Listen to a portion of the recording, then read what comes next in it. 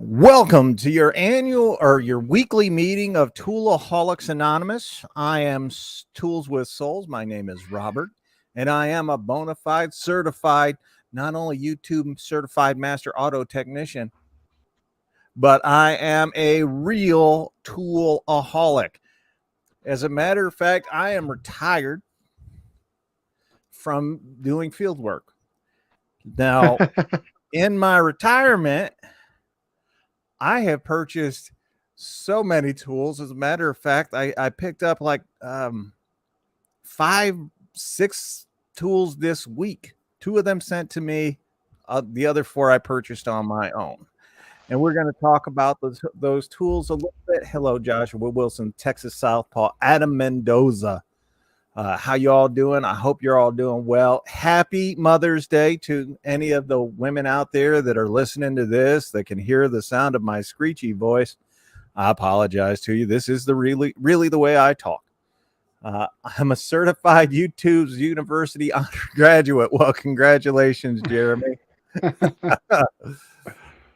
No, I thought this week we would talk about something a little bit different.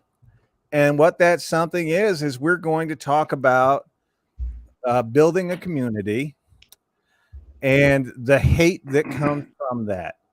And some folks, they get a little upset with the way I speak to folks. We're going to talk about why I talk to folks the way I do.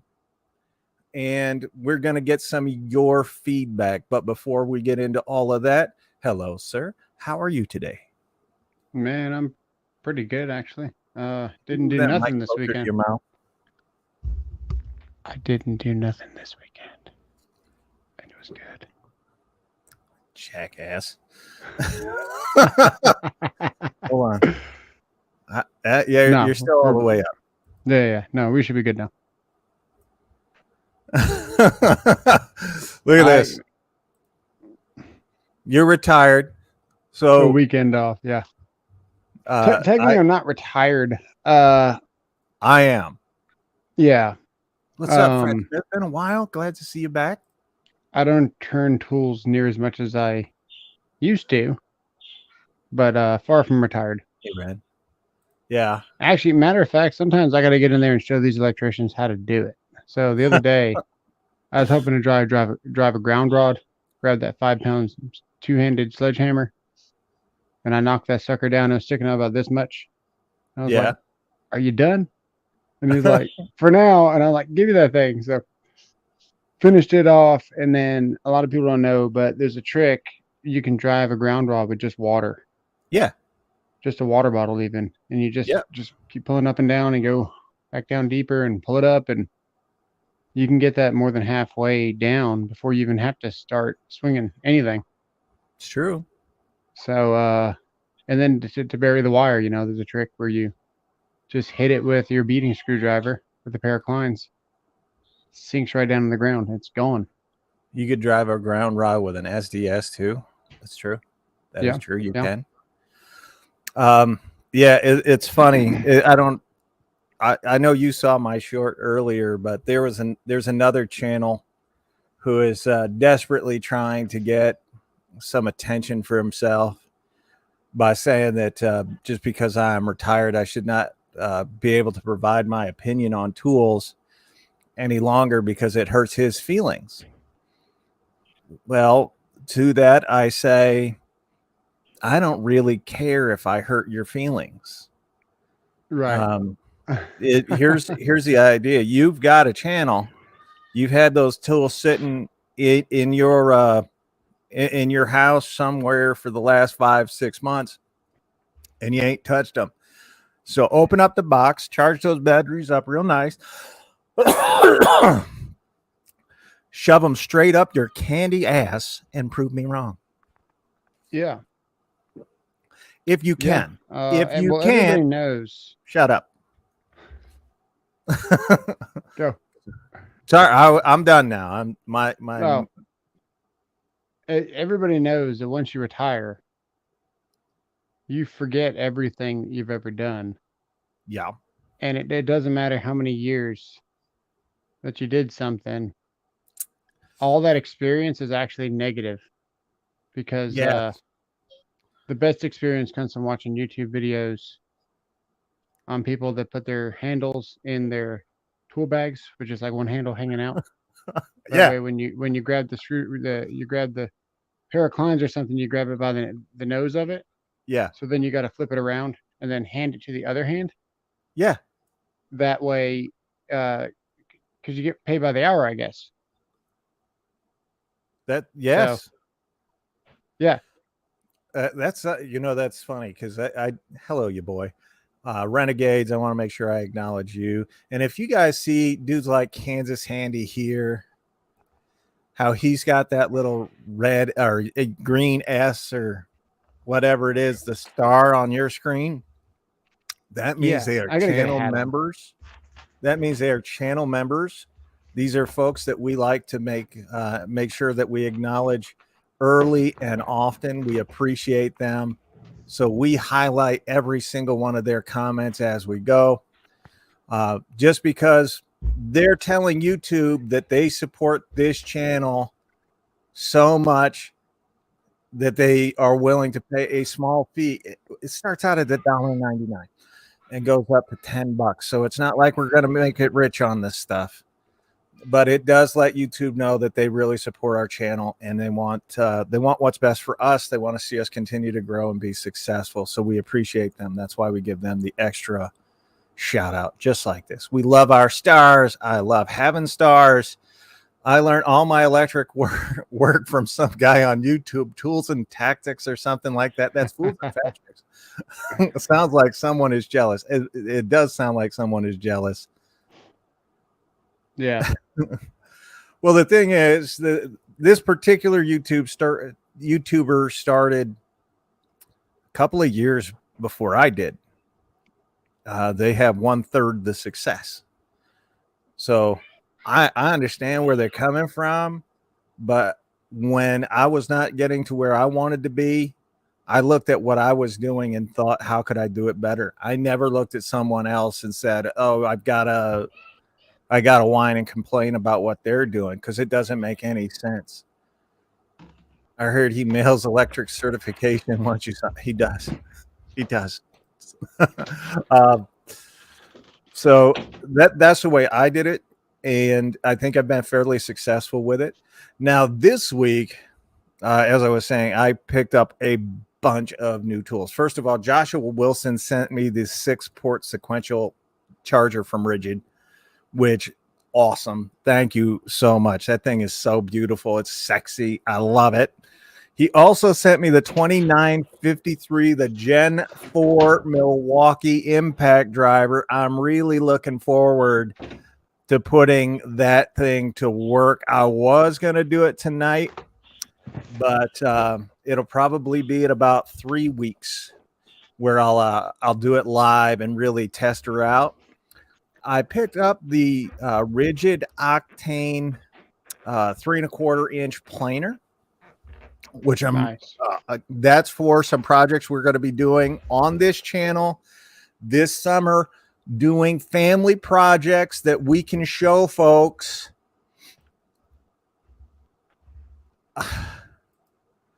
that we could show folks how to do, like simple projects to bring families together and get them out there and doing things.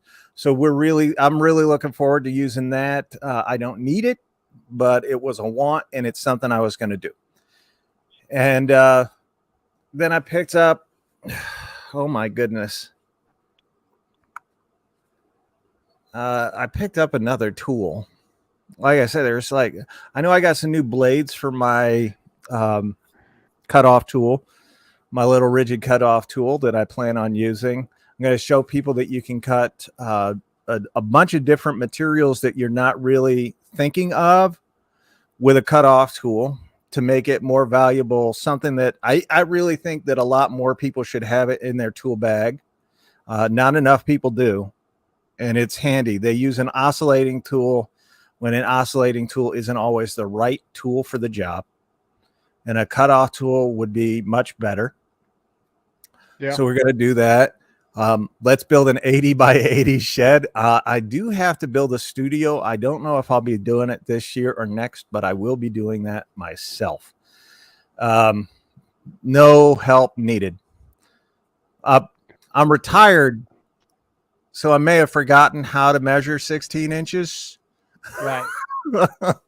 We think But you got the stud God, master. God gifted me a tool to do that. A tape measure. Yeah. Let's see. Clint. All right, buddy. You need a table saw. Just can't do it without a charger. Happy Mother's Day, Tools and Tactics. I think B-Dub just Heck called yeah. you a mother. Heck yeah, dude. You're very hard to hear. Heck yeah. My bad. So get the Lennox multi-cut blades from Menards. They're clearance for $2.93 a time. I will check that out. I turned the volume down Right. because my kids are going crazy. You have to have a need to buy a tool, not because it's not. Nope. I'm always buying. I'm always buying at least an accessory, whether it's Yeah. a bit. I'm not leaving Home Depot without buying something. It's gonna be a blade. It's gonna be something.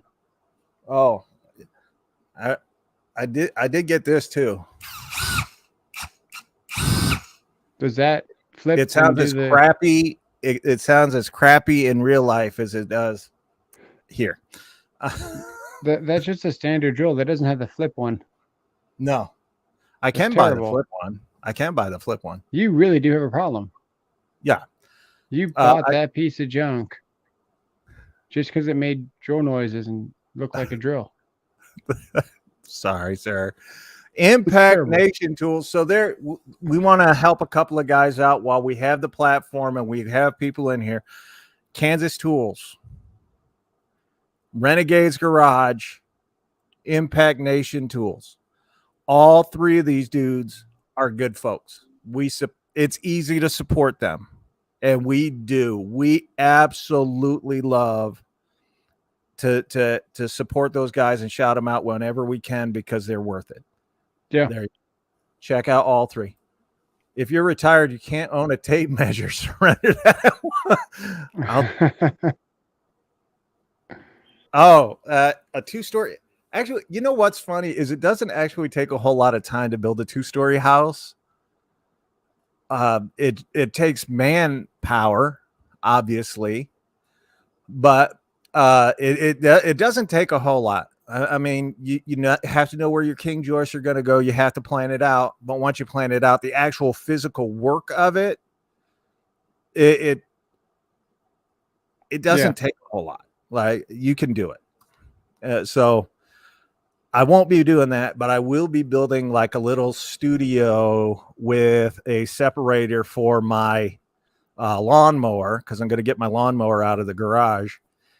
And I'll be doing that. I want to try to get it done this year, but if it's not this year, it'll probably be next. So we're going to do that. Yeah. At least like the beginning of the winter or something. Send them out to the yard with a drill at Impact. They may end up building something. What's up? Juan Prats is here. Learning with Juan. How you doing, Juan? It's my pleasure, gentlemen. We're fixing to we're gonna put the studio in the garage until we get back in that room. There's just too much noise over here. There's a reason why we foamed the walls, man. I can't wait to get back in that room. It's so quiet, and there's a gap like this big underneath the door. Yeah. And it's so quiet in there, and there's no insulation in the attic. And it's maintaining 75 degrees here in Texas. Actually, there's a hole. There's a hole in the attic. There's missing pieces of sheetrock. And it's still maintaining 75. That's pretty good. Yeah, it's not bad. Richard Hosey, how you doing? I need a 16 by 40 building if someone to do to practice. I'll let you know what I think. Honestly, God, I want to say it. I can build an entire studio, sans the roof, because I do need help getting the roof joists up there. but just about everything else, I can put up the walls and everything in a weekend, like start to finish. I can get it all done in a weekend. Yeah. They don't pay me by the hour. They pay me by getting the job done. And one of the most useful tools for that for speed is a pin nailer, because even like a 15 gauge, because you just got to get it close before you come Yeah. back with your larger nails. Yeah. And you can bang all that stuff more in place whenever you're ready to like finally set it. But if you need a helping hand and you want to like stand something up temporarily and just have like a 2x4, going at an angle to hold that wall up or whatever, just tack 2 nails in it. Yeah. Yeah. Or you could just use your Talon Tools Studmaster, The Studmaster, and put it up as you go. Leave that 3/4 space for the, or 1.5 inch space, I should say, for your other king or your king, and then 16, 16, 16, 16. You can do that through the wall and the floor, and you'll be all right. Yeah. It's really nice DeWalt kit. Oh, I'm good. Glad to hear that. So let's get into this. The reason we're having this is kind of the whole purpose of my channel, right? The way you see me talk to people in the comments section, the way you see me interact with folks like Cooch here on a daily basis, is the way men, at least as I was growing up, my father was a military man. He was in the Marine Corps. And every time he had friends over or whatever, we all had, like all the men had a certain way of talking to one another. And it was like kind of insulting, but the difference is no one took offense to it, right?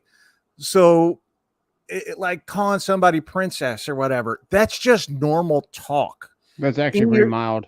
Yeah. In the field, it's expected. Backwoods boys, small engines. How you doing? Glad to see you here. There was a guy. There was a guy. It's almost like a hazing. Almost. Yeah. It's not that bad. But there was a guy, and he was really short, and I don't even know if he had red hair, but we called him the leprechaun.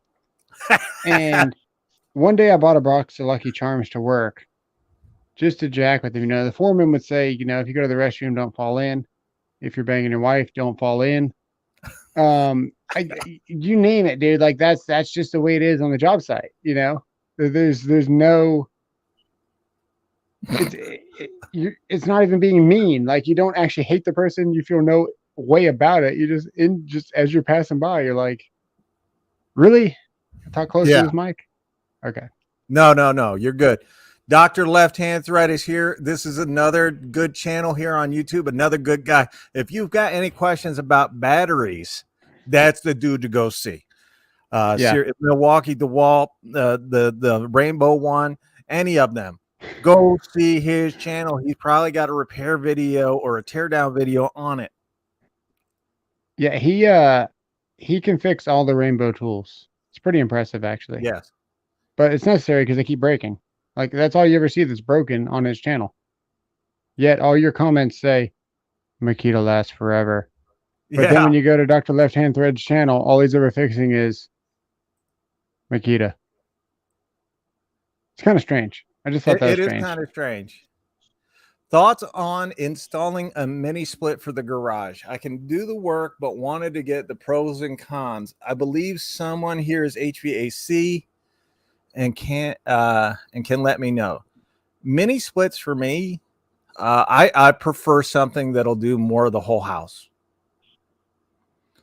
I know you were just talking about getting a mini split not too long ago.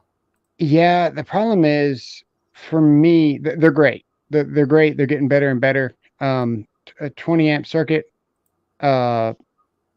disconnect goes outside. Well, thank you. They're great. There's nothing wrong with a mini split. You can do the work yourself. They're fairly cheap. You can get, my buddy will get me a Samsung for less than $2,000 installed.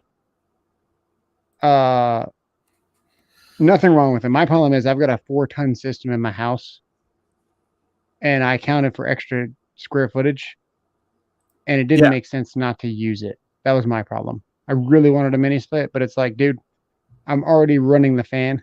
I'm already running the compressor. Yeah. Why am I going to flood my system with less capacity, and then also run another $70 a month Right. in what I've already got? Yeah. I really didn't want a mini split though. For I have often thought about doing something a little different with heating and cooling, especially, and Rodney Widger, hello, heating and cooling here in my garage. And it's just something I have thought about. It's not something I've implemented, but I've thought about it as a way of helping to both heat and cool. And what that would be doing is taking um, a small motor, putting it in my attic, and running exhaust vents from my roof, from the ceiling in my garage out, and having all of the hot air, because heat rises, having pull all the straight hot through. air, have it pull straight through and increase the circulation, and then have a circulator, a small circulator at the bottom, cooling everything or heating it in the winter.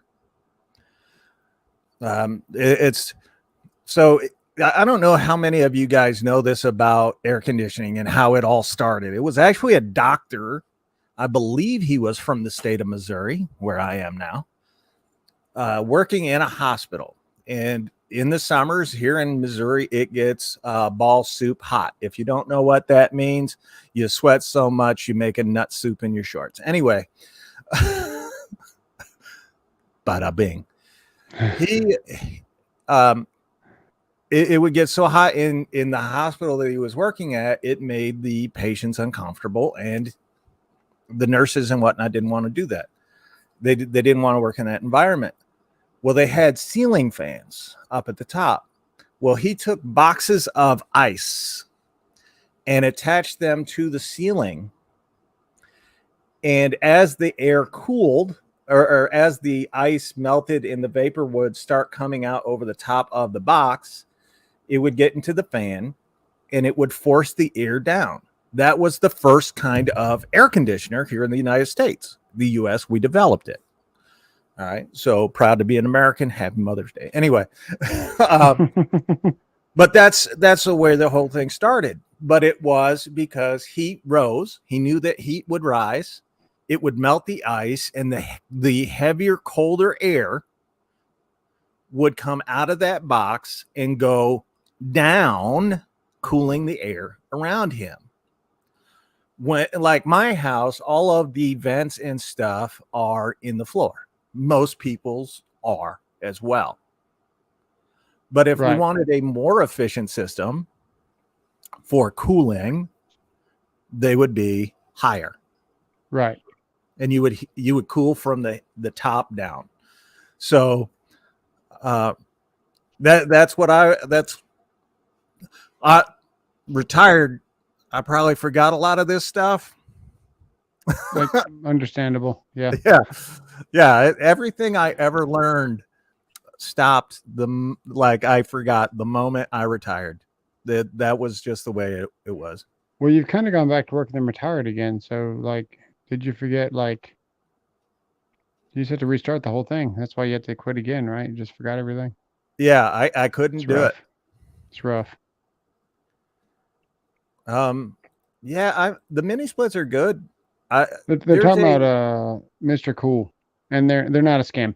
The okay. Mr. Cool stuff. I haven't seen one in the store though. If I saw one in the store, I'd buy it. There is a bed and breakfast around me, actually about maybe 30 minutes away from where I am, nestled in the mountains, and they have mini splits in all the rooms, and I can tell you that it's been very comfortable every time I've gone in there. I've never had any issues, and some of those are much bigger areas than what you're talking about. A 24 by 18. So if you can get a good mini split, it has to be a good one. Get it. Honestly, for your garage, you'd be surprised what a window AC would do. It's not going to heat down as cool down as fast, but your insulation is only going to be as good as your insulation. Yeah. And you could probably do a good size window unit, and just cut you a square in the wall, frame it in Yes. for what, $400 maybe? Yeah, it's not bad. It's not bad. Yeah.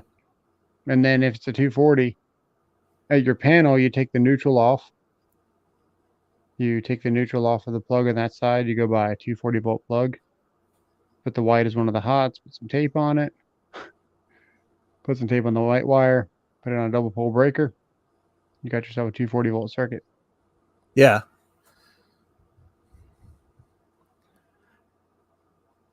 See, that's exactly what I was thinking. Exactly what I was thinking is what Jamie just put in there. Putting an exhaust fan in a new 2-story house, if we open the basement windows and pull the air through, there it does make a good difference. Absolutely right. I have a full basement in my house. Doesn't matter what time of year I go down there. It's a good, it's probably 65 degrees, no matter what. Could be summer, it could be winter. It doesn't get real hot. It doesn't get real cold. It's perfect. Yeah, it's no different than the way your whirlybird system works in your attic. Well, there you go. You got soffit vents or maybe a gable vent, and then you got a whirlybird. Yeah, keeps the attic cool. Yeah, and here's the other thing: if you guys ever saw those houses, there's like our like the folks in the past, ancestors, if you will. These people had amazing intelligence that we have neglected to feed over time. So the way older houses used to be built was to allow air to flow through them to accommodate cool. Texas is famous. They have split houses with a joiner in the middle. Like it's a little pitched roof in the middle and there's nothing. And then there's a square and a square on either side of that pitch. And one side of that you did for your cooking and all the hot stuff. And the other side was for your living. That centerpiece was to allow for there to be air to flow between the two so that in the summer you could keep your house cool. Older homes, like if you go to Massachusetts, New York, Philadelphia, right? You look at the older houses and the way they're built with the arched ceilings or the vaulted ceilings.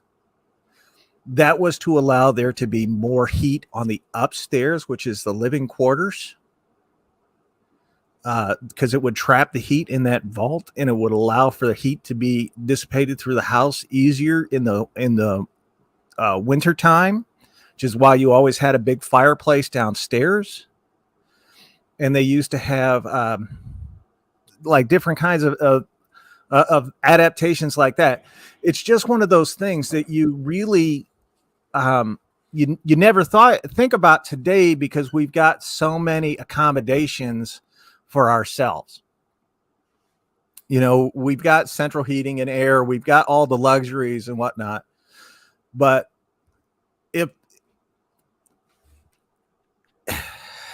if you can get by with doing some of these other things, it's like that's where you should be at, right? Saving money, doing things that you can do for yourself that really make it more. What I'm talking about is like putting an exhaust fan in to heat and cool my garage.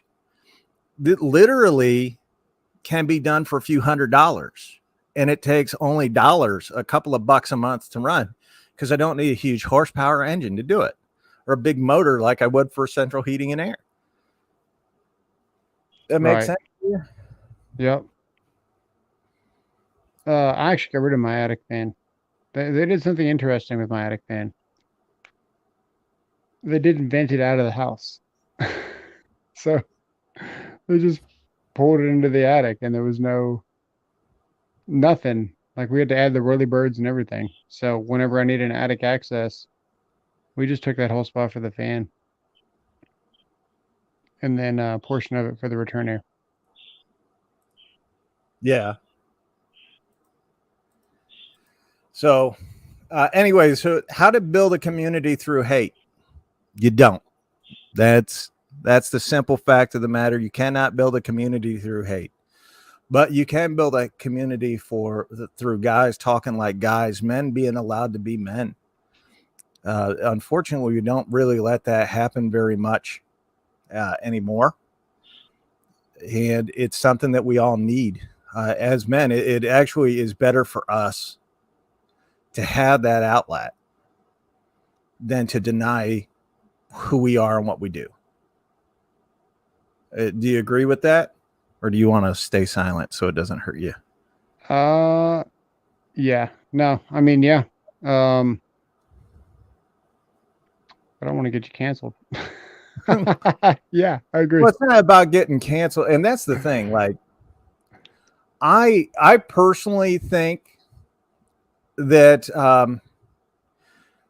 so many dudes come to my channel and they tell me that they're a professional. They've been in the business for 30 years and they were on the job site, whatever.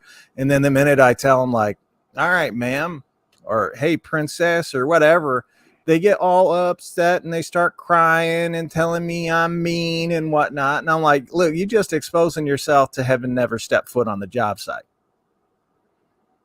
Like, Yeah. I didn't need to say anything. You expose yourself. Right. Right. And if you don't like what I say about your tool brand, then you're probably an idiot.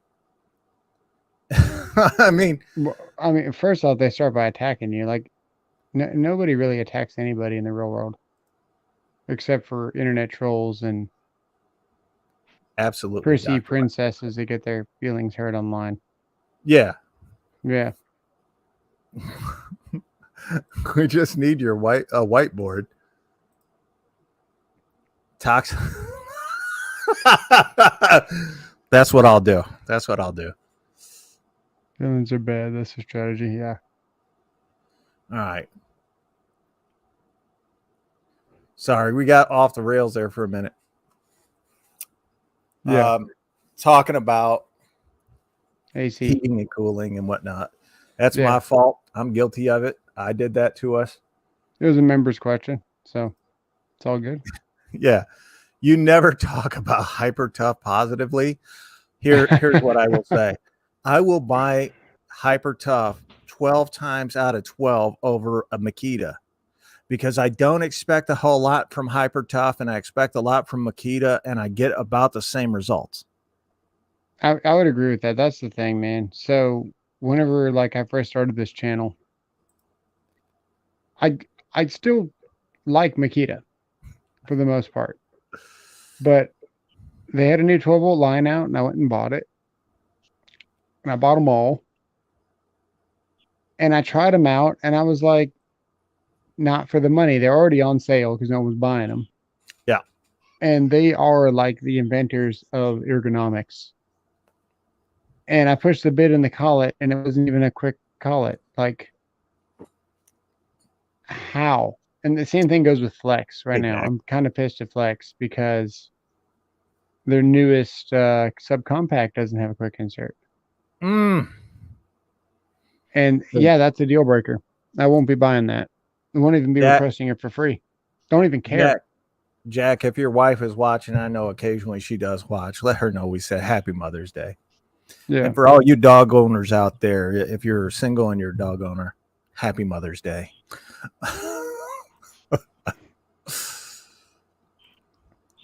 Not as Chicago Electric though. Hey, come on. So yeah, the whole idea tonight was just coming in talking about letting dudes talk, because why wouldn't we? And I want to get you guys' feedback on this. I hope you know. I don't know if you do or not, but I would hope you do. You know that men have always had a way of kind of razzing each other. When I was a kid, we used to play the insult game in school, which is we would try to insult each other until we couldn't, Right. until somebody got mad, right? But it was just for fun. And the thing is, there was no animosity. There was none of the feeling garbage or whatever. That's the word that I was looking for. Anima. Yeah. Enema? You were looking for an Animosity. enema? I mean, some Makita users are. Anyway, go on. Well, that's the thing. This particular Makita user kind of proves everything I say about Makita users right. Yeah.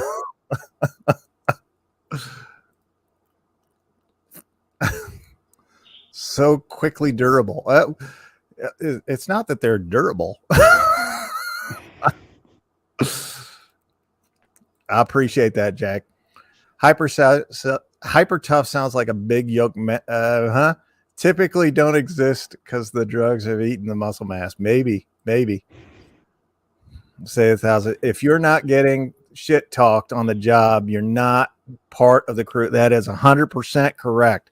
Yeah, Tag you need it, to, go right if you're not getting hazed, whatever you want to call it, there's something wrong with you. You need to do better. Your job's in jeopardy if you're not getting made fun of. Yeah. No doubt. 40 volt. No, they moved to past that. They're in the 80 volt now. Anyway, that's the thing. Like,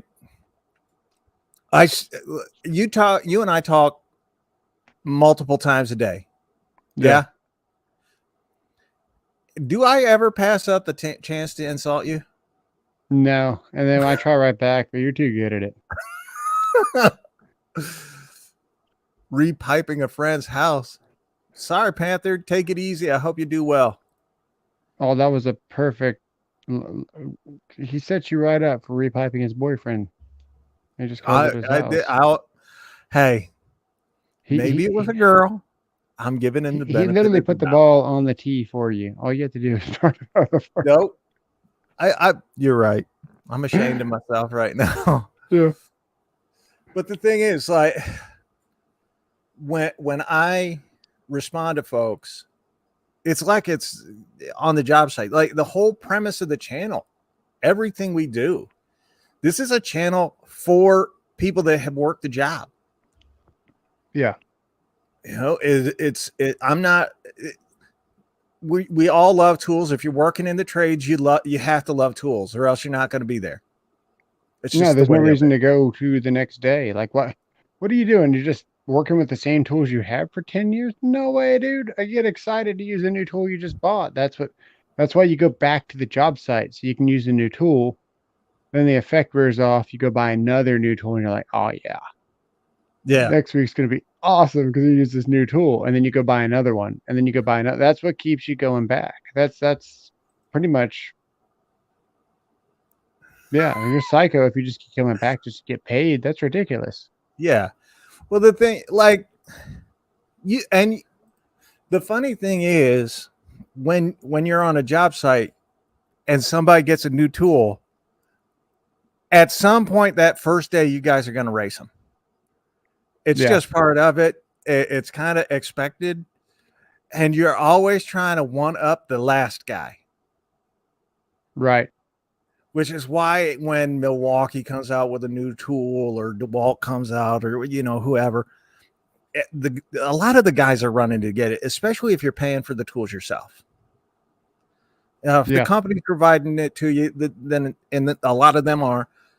If the company is providing it to you, then you're not in that big a hurry. But if you're doing it yourself, you're like, dang, the guy beats you. I guarantee you at lunch, you're heading to Home Depot. And you're like, well, let me see what I can get. And that's why when Flex came out, like I was really excited when Flex came out, right up until they did their infomercial that made it look so bad. So bad. But and it took me probably 6 months to buy a Flex tool. But once I bought it, I was like, wow, this thing's amazing. Yeah.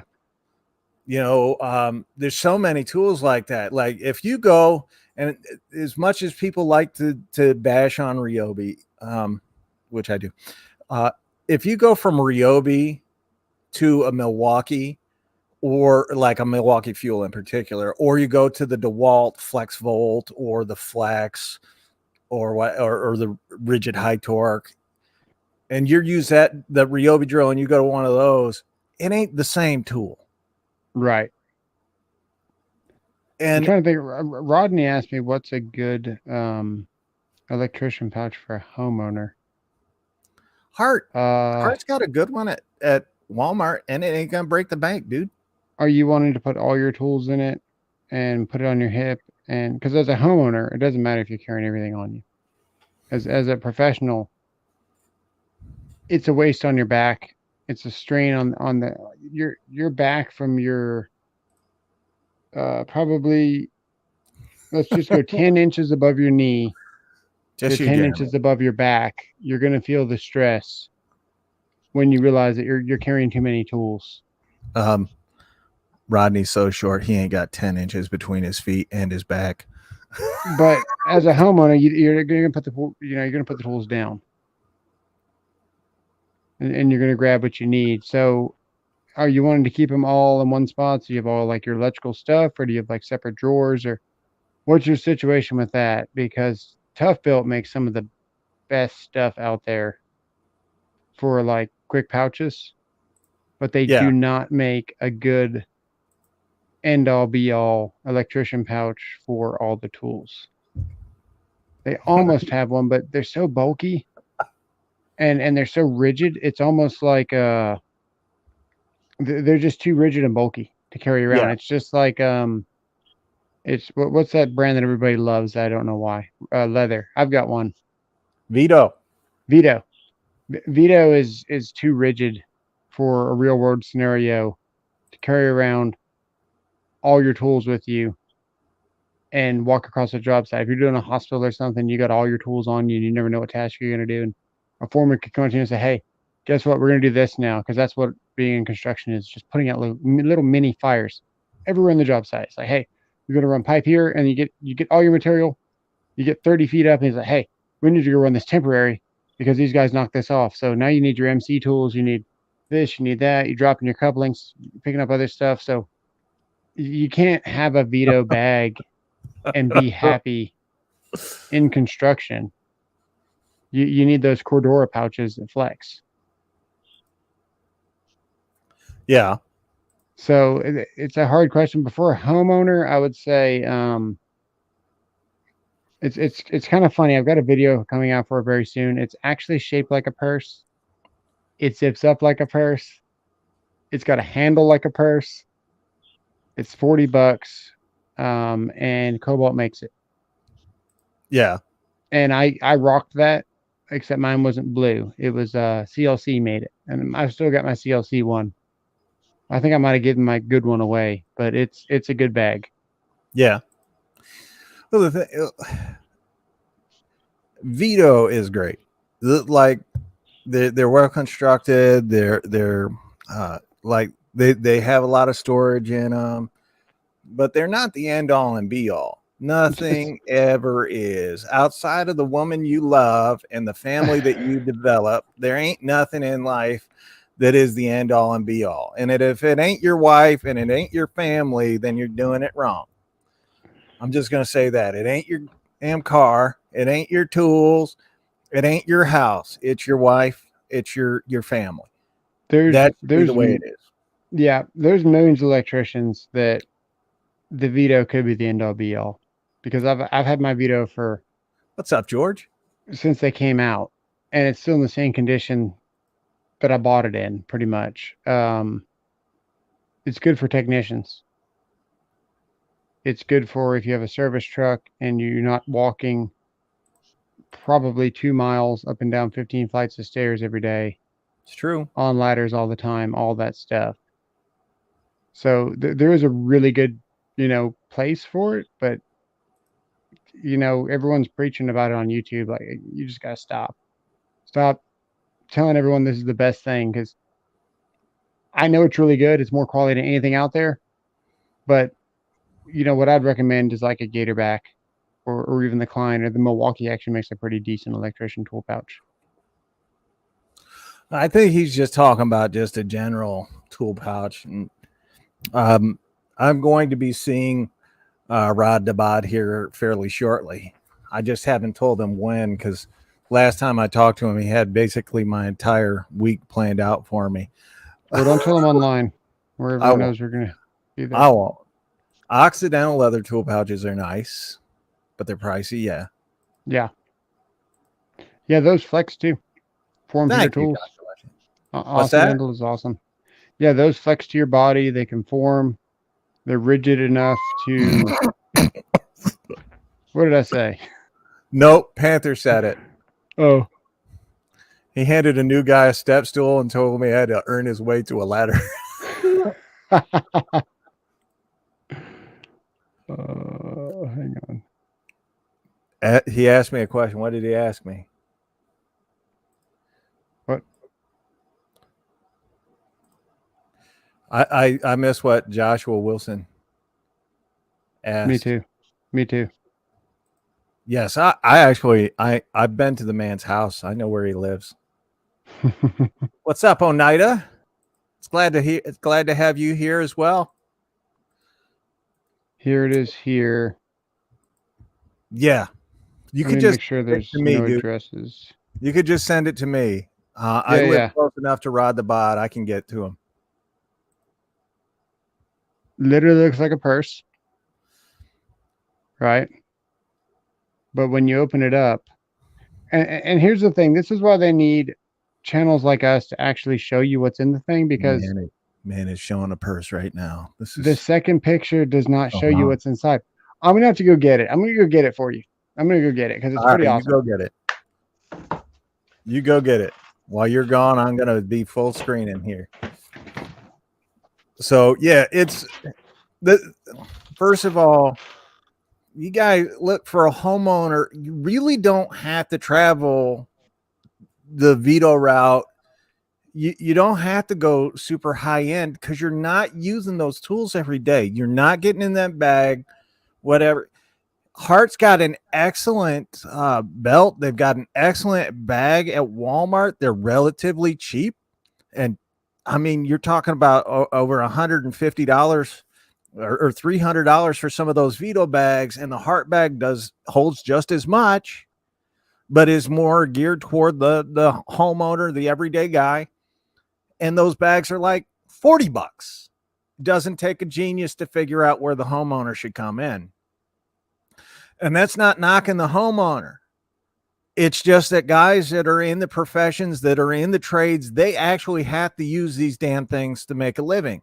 So the dependability needs to be there. A homeowner, you can get by with a bucket buddy. I got by in the field with a bucket buddy, so I know you can.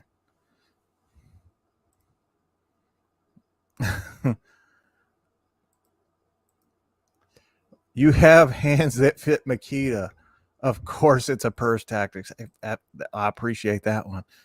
Yes, for your content, company, positivity, and advice. So I try to get back. Well, we appreciate that, Joshua. We really, really do. You guys don't know how much kind words mean to some of us content creators when we get hate all day. Is there a pocket in the purse for your man? Yes. I'm sure he's got one. You guys are going to see it. He's got to keep his bush trimmed. Send you a notice, Tools with Souls, as a reminder regarding Joshua wanting. Yes, I appreciate that, Juan. Thank you. Bucket Buddy is great. It's so underrated. I always use cheap canvas backpack with a leather bottom. Yep, absolutely. There's nothing wrong with it. What the heck? I try to wheel my tool chest. Hold on, bringing him back. Tool chest to the job, from job to job, but the dirt roads make it tough. Use a car to get between places. Most channels I see are pushing tool pouches, are pushing the super high end that are given to them. Yeah. It's so wrong. Thank you, Oneida. I appreciate you. as much as I would like to have a Vito sponsorship, I don't honestly think I could do it because it's it's not the best for every situation, and they don't make something that you can literally compress like this. Hold on, let me finish reading this, and then we'll show your bag, your purse. Also, want to mention matching purses. It's like the salesman at Home Depot telling me I need a flat cart for 83-pound bathroom vanity. I carried it to self checkout, dude. All right, here's your chance to show your purse. All right, so we're gonna do a full video on this, but yeah, I mean, you can see how spacious this thing is. Yes. I mean, that's literally a Hey, 25. move that mic closer to you. My bad. Shoot. Okay, that's better. 25-foot Fat Max fits in this pouch. So, I mean, anything will fit here. You got it's extra deep. This handle is He likes it underestimated. extra deep. If you buy a tool bag, you'll realize really quickly that when you take off your belt, there's no good way to carry it because you wind up throwing the belt over your shoulder, and then you might have some tools here, and you're gonna have some tools on your back, and you're wearing this thing kind of like a bandolier, like Rambo would. You know what I mean? So Perfect. yeah, this thing here, just all your tools are safe, so it keeps honest people honest. This is actually a really, really good pouch. CLC made it first, and yeah, it's my man purse. Very nice. Yeah, That's a great looking man purse, actually. it's pretty good. You got the nice high. So this it's like an EDC for the pew pews. When you get something that comes up like around the rabbit ear portion and it pushes up against your body, you know what I'm talking Yeah. about? This kind of mimics that, where it's like anything that could rub up against you, this rides all the way up. So you get like a nice cushion for everything. Yeah. Yeah. I cannot share because I'll be honest with you, once I left the field, all of that stuff stayed behind. Like I didn't take any of that crap because I wasn't going to need it. I knew I wasn't going to. First of all, I knew I couldn't go back out into the field. I couldn't work a full day any longer. As it stands, I can barely get my arm up over my head anyway. So I knew I wasn't going to go back out into the field. Then I did for a very short time, like 6 months or so, because I landed a huge contract and I couldn't say no. And you never saw a 973 kilowatt system go up in 4 days, and I did it. I did it alone because Nice. your boy knows how to do it. Yeah. But it was all the prep work that I had done before it that made it possible.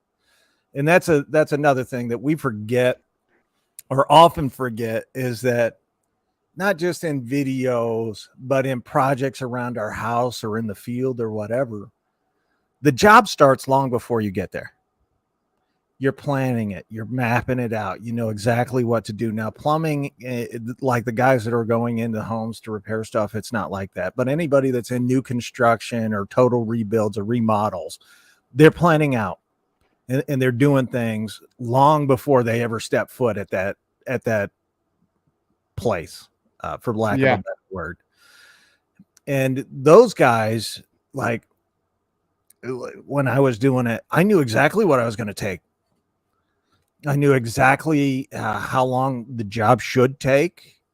I had goals that I set for not just myself, but the crew every single day of where we needed to be. And if we were short, we stayed. That wasn't like the trades are not a 9 to 5, folks. Right. It's a 9 to wherever the hell you get done. Yeah. You know, actually it's a 7 to whenever the hell you get done. And sometimes that means you're not making it home until 12:30, 1 o'clock. Or at the end of the job, you're going to work 7/12s. Yeah. It's just that way. It's It's so easy because some of the guys that are making the comments in our videos are guys that sit in a cubicle all day. They have nothing better to do with their life. And then they go run internet cables for somebody at the end of the night that takes no skill and no brains. Oof. $44.98. Is that Yep. for your Cobalt bag? That's my man purse. Trades are daily, start to finish. 100% correct. And in the trades, there might be a month or two where you don't get a day off. You try, but if for whatever reason, weather, permits, whatever, there are days where you just have to keep going. Months where you have to keep going. Yeah. It's not like, hey, we're done. Like, no, you're not.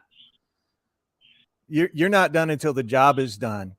And now here's, I used to joke about this, but I kind of half-heartedly meant it, because the way I paid my guys on the crew is we didn't pay until the job was finished. Right. Which meant you literally go through and smoke. You're trying to get through each job just as fast as you could. And if you didn't eat. I'm a fat man. I didn't skip out on many meals. I'm just going to say that. Yeah. But that's what that was kind of the expectation. Now, so many people are used to making $1 an hour, whatever. Like, this is your and we divvied up the profits. I was equal partners with the folks that were on my crew. I didn't make any more than they did. They didn't make any more than I did. Well, that's not true, because like if the job came in light, I underbid it or whatever, and our profit wasn't going to be there, they got paid. I didn't.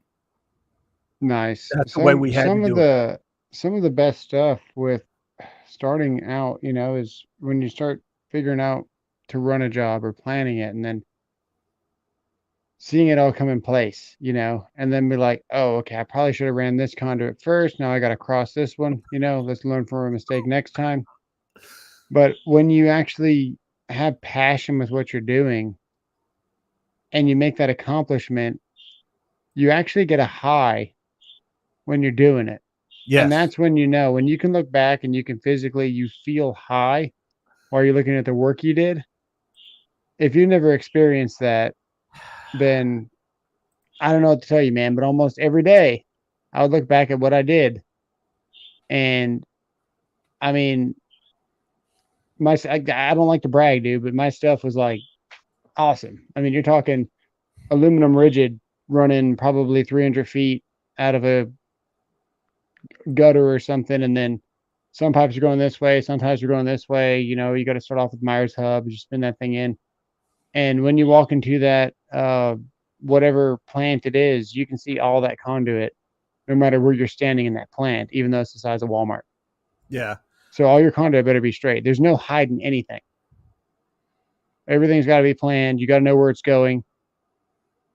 And when you get something like that, so you instill that in your helpers, you instill that in that's true, your help as you're teaching, and you teach them how to feel that sense of accomplishment.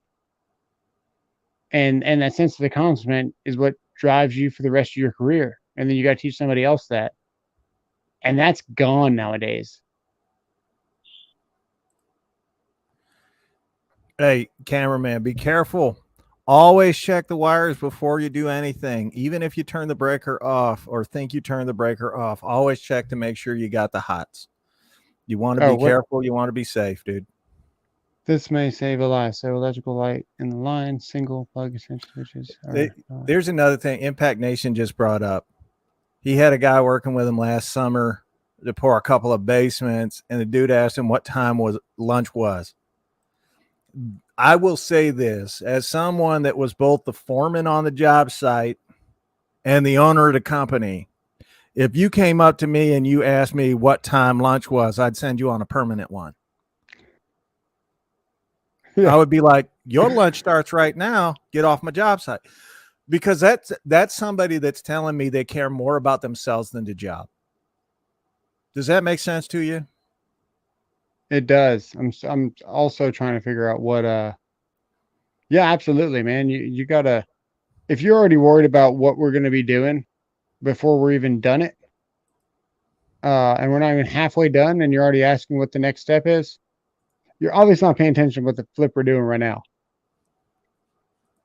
That's right. Yeah. That's right. The thing is, like what you were saying, there's a pride that comes from building and doing. Yeah. And you can look, and it's an accomplishment, one that very few people nowadays ever get to experience, and it's unfortunate because everybody could. Yeah. But you could literally do stuff. And like what my granddad used to do, he showed me the houses that he built. He'd show me like wells that he dug by hand, by the way, by hand. Dang. And he would be like, I did that. Right. And unfortunately, we come to a kind of a point in our existence where everything is just, as soon as you're done with it, you're done. Like you just dispose of it and it's gone and you never think about it. And we've gotten to where we just buy stuff to buy stuff, right? It's right. It's keeping up with the Joneses, something that was invented in the 50s. And it's just matriculated down to us today. And it's even worse, where it's a status. I've got to do this. I got to do. Who gives a rat's ass what you got, dude? Right. I'll tell you what, we'll go out in the yard and we'll start building. And let's see if you even know how to put the frame of a house up.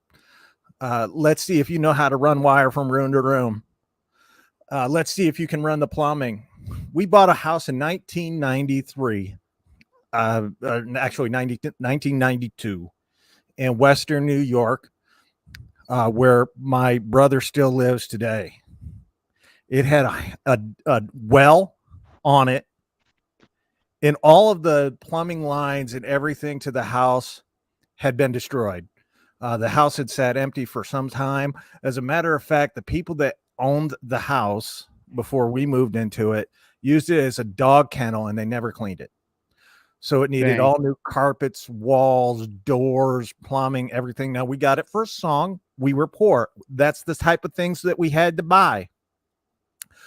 I had to hang upside down with my father and brother holding onto my feet and shimmying down into the well to put a new line into the well with a filter on the bottom. And then we had to dig from the well all the way to the house, replacing all of the line. And then because I was the smallest and the only one, I know I was the tallest, but I was also the thinnest by a wide margin. Dang. I had to crawl under the house and redo every single inch of plumbing. And my dad's advice to me was, you'll figure it out or you get your ass kicked. It's been good motivation. It's been 31 years. 31 years. That house has never had a leak. Yeah. I figured it out. And believe I'm in high school. I'm like a junior. I think I was junior in high school. And we had just moved to New York. And this was my introduction to plumbing. You figure it out or I'm kicking your ass. Yeah. And I did it. That's the way you do it, right? A huge issue on construction these days is not a lot of owners give a crap about their employees and treat them as if they're disposable objects. If you have employees that care, keep them at all costs. Yep. Most owners do, but you have to prove it, because so many dudes show up at the job site and they promise you the world, the stars, the moon, and everything. They tell you about all their years of experience and how much they can do. You put a drill in their hand and they don't know what the hell to do. Yeah. See, I worked for the same company for 9 years. Mm-hmm. Same company. Was already going to trade school when I started going to school there. And I had a foreman go to battle for me so I could keep my actual benefits and they wouldn't fire me for leaving 2 hours early on Tuesdays and Wednesdays so I could go to school. And then that dude took me to his next job site and his next job site. And the whole point is the school that I was in was guaranteeing my pay. And they essentially owned me. So Yep. they find you the job. But you're still working for this company. It's almost like a union, but it's not a union. But they do Sure. pay for all the school. Long story short, I mean, the school was paying me whatever my scale is going to be. So minimum after 1,000 hours, you get $1 raise no matter what. So you start off at $12. In 6 months, you're going to be making 13. In a year, you're making 14. So when you get out, you're close to $20. Yep. I had already graduated. The school Absolutely. was requesting a raise, had to prove myself, even though I got my journeyman's license, had to prove myself. So they sent me to 2 other jobs. I ran both of those jobs. In between the first one that we did successfully, they gave me one more dollar. And in between the next one, they gave me another dollar. So I was Nice. making $21 as a journeyman for 7 years. That's pretty bad, actually. Yeah. So then I left there and I went to do infrared for 2 years. Probably about a year and a half. I did infrared for a year and a half. And I told the guy, I said, look, I don't know anything about infrared. Okay. I already know I'm not going to be useful to you. I just appreciate the opportunity to learn. All I'm asking is you don't touch my pay. I said, I don't even need a raise. I know this probably does qualify me for a raise. I said, but I'm going to prove my use to you. Just don't touch the pay. Right. So I left there. I left infrared. I was involved in an arc flash. Could no longer open up equipment efficiently. Completely blinded me. Didn't file workers' comp because, why, dude? I opened the thing myself. You know what I mean? Like, it's just a lost concept nowadays. But you own your mistakes. Right. Anyway, then I Absolutely. went back to construction. I was working and I was making $33 an hour because it was Section 8 housing and it was, scale pay or whatever. I left there. We're getting close to 9 years now. I leave that job after making $33 an hour for a year. I went back on that next job at $22.50. Right. Which don't work. No. It's and I asked for 6 months. Can I get a raise? And after all these years of experience, having a journeyman's license, and then not getting what I needed for 6 months, I decided it was time to go. And long story short, I ended up leaving. And I sat down with the guy to go meet him because they were going to try to fire me. Right. So I said some things. And I told the guy, I was like, look, I've learned more than the guy next to me. I've been able to prove that I know more than the guy next to me. I've been in the same positions. We've all had the same opportunities. Frankly, this is where I'm at. Everyone else is down here. This guy just got his journeyman. You give him 23. I've been making $22.50 for 6 months, plus I've been here for 9 years. And you're starting someone out at 23. I was like, here's your phone, here's your laptop, here's your hot suit. Starts thumbing through the paperwork. It says here you're an E5. Yeah. Why do you have a phone? Right. You guys gave it to me. Right. Well, where'd the laptop come from? You guys gave it to me. It's like, yeah. What he's saying is absolutely right. They don't care about their employees. And that's going to be their loss. I mean, with respect, look where I'm at now. Absolutely. And I agree inspector. One of the things that I used to like doing, and it's something that not a lot of folks should do or do, or sorry, I said do. But not a lot of the folks do.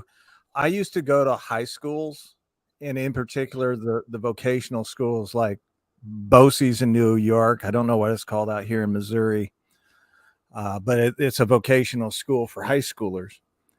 And I would take some of the folks from there, and in the summer we'd get them out into the field, and I'd start talking to them about getting into the trades and going to school to be in the trades, in particular electricians, because we're solar. And I would talk to them about doing that sort of thing. And I would offer to pay for their schooling when they got out if Right. they worked for us as an intern while going to school. Yeah, yeah. You set those values, you set those morals, and you build them up right. Yeah. Yeah. And the thing is, like, those kids, when you worked with me, you didn't learn just about the job. I would bring in different aspects of the business, and I would show you. I would talk to you the importance of doing it this way versus an easier way or another way. I would try to instill certain values in you as not just an employee, but as a man. Because a lot of these kids are, unfortunately, they're all coming from single parent homes, or a lot of them are coming from single parent homes, and they don't have that positive influence in their life. I talk to them about goals and the importance of setting goals, not just at the job, but in life. You know, and it was, you know, it was something that when I was doing insurance, I did the same thing. I wouldn't go into high schools and try to recruit kids, but the guys that would come in for the interviews and whatnot, I would ask them about goals. I would ask them about their life. It wasn't so much a job interview as a person interview. I was trying to find the people, and that's the harder part. What's that? How that Amanda's comment? Oh, hello, Amanda. Thank you. Hey, Amanda, happy Mother's Day to you as well. I'm glad Jack was able to tell you.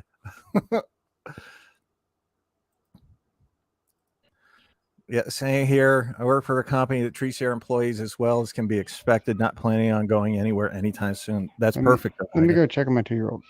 All right. Nobody. The boss's sons are the worst. Yeah, well, mine is. Anyway, one of the things that we lost in all of this ability to talk to one another is that men do have that responsibility to talk to men about being men.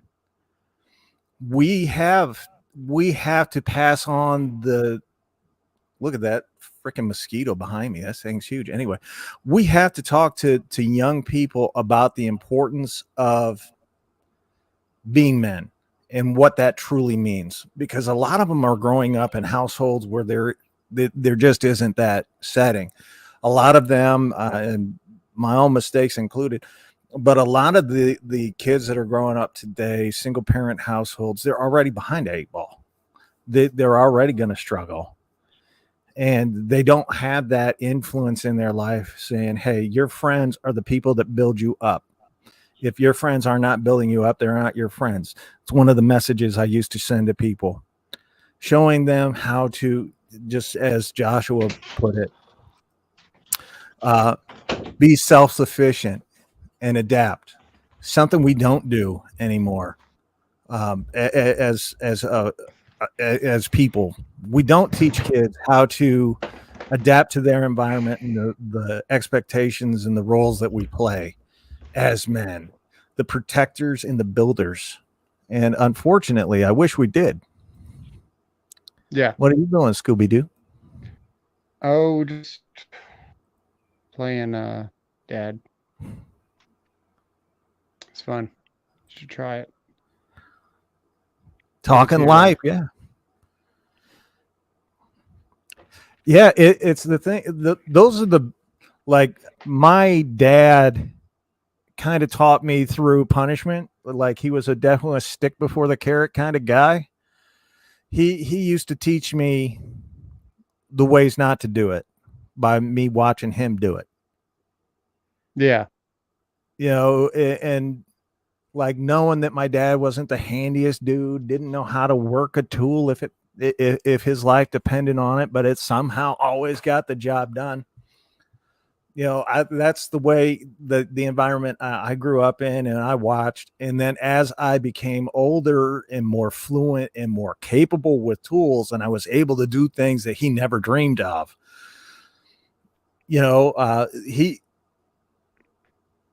his lessons stayed with me. Even Right. if they were negative, teaching me what not to do, they stay with me. Yeah, being the youngest of other brothers, Yeah. definitely learn what not to do. Just put that on the oh, we're not gonna do that one. Yeah. Yeah. Tolerate people talking down to me, and that's all this kid would do.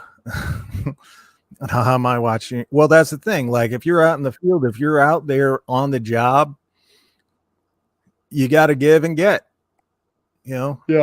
You can't win them all, but you can't I take want, it, don't dish it. yeah, I want enough that folks just in general ended up leaving me alone. They were like, no, not that one. We're good.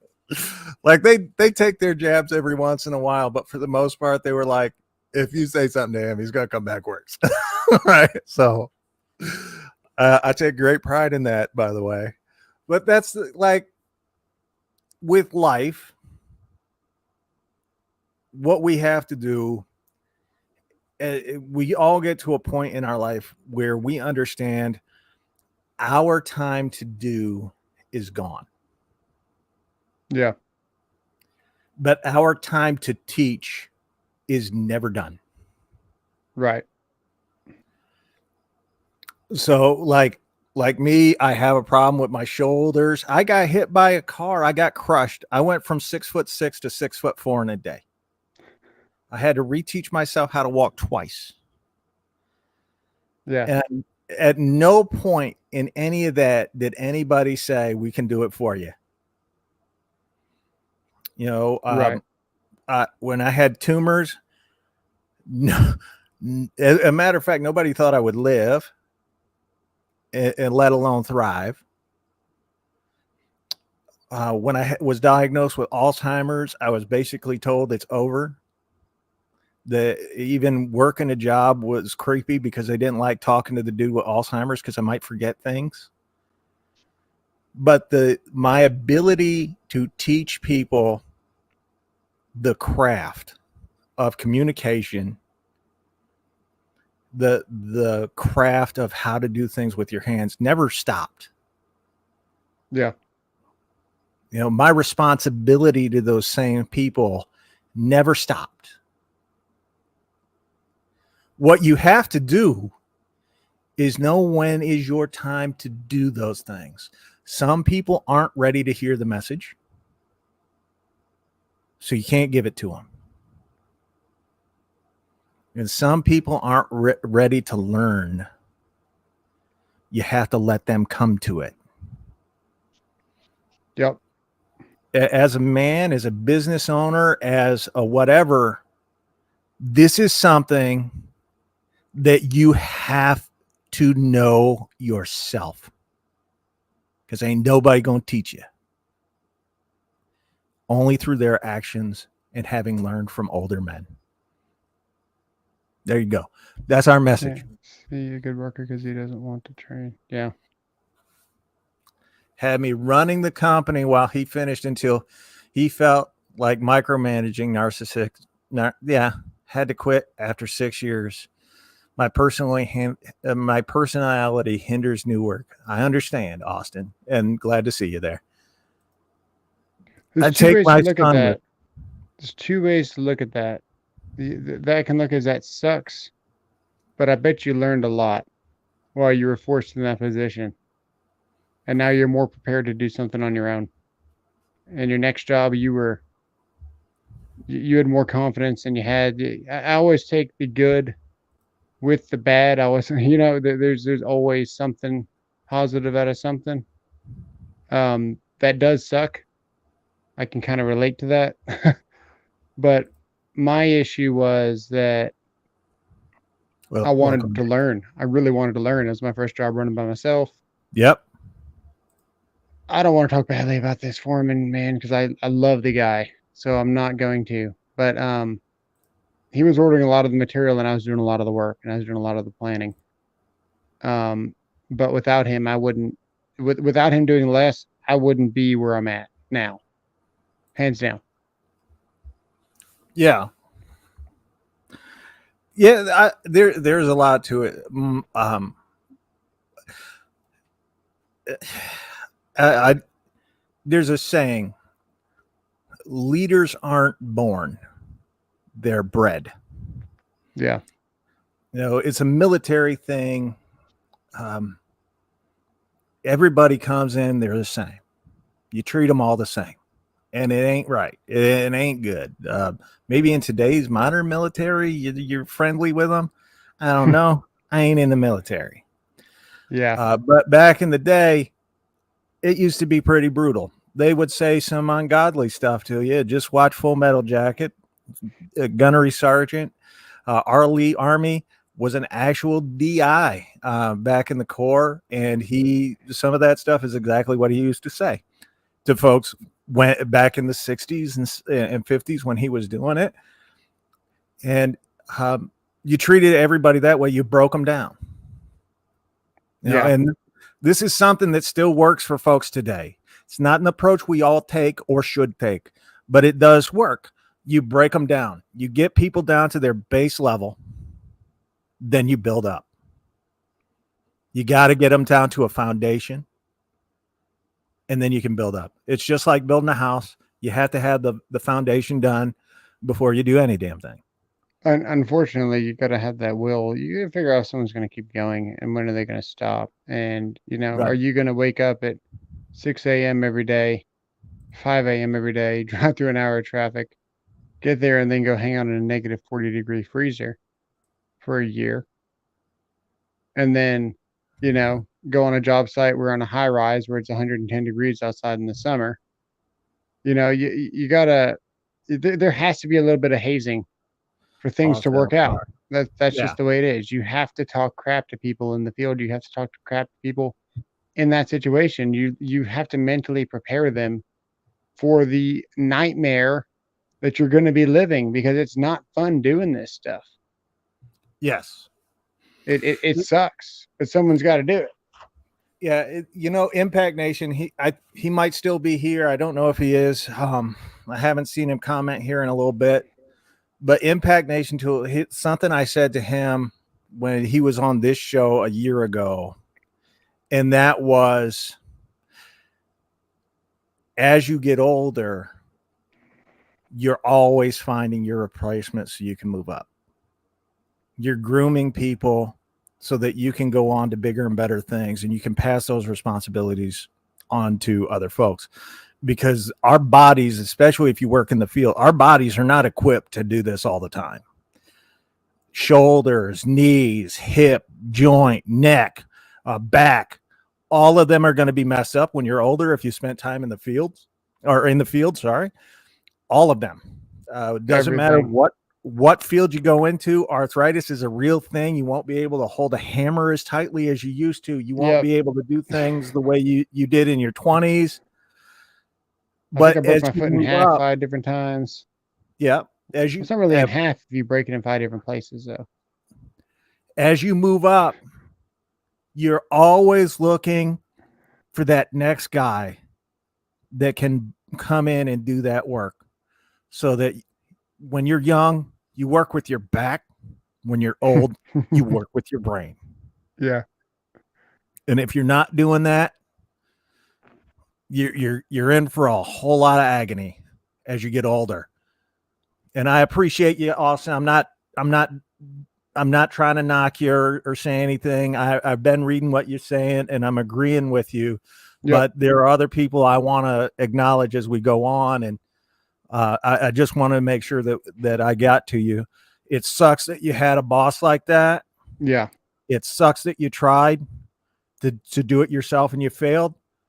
But the fact of the matter is, I guarantee you learned more in failure than you did in success. Yep. And Impact is a hardworking dude. And not just that, but the fact that you did it for so long already shows your mental fortitude, your character. And what's up, I'd hire you just on that story. Yeah. I mean, that's the way it is. And with that, folks, I mean, I don't know what else we can get into tonight, what other kind of trouble, but it is Mother's Day. Most of us are married. Most of us have been spending time with our wives and whatnot all day. This is the first major holiday we have come through where I am now officially an orphan, as my mother passed away in January. Dang. And I do miss her, but this is my first Mother's Day without a mother.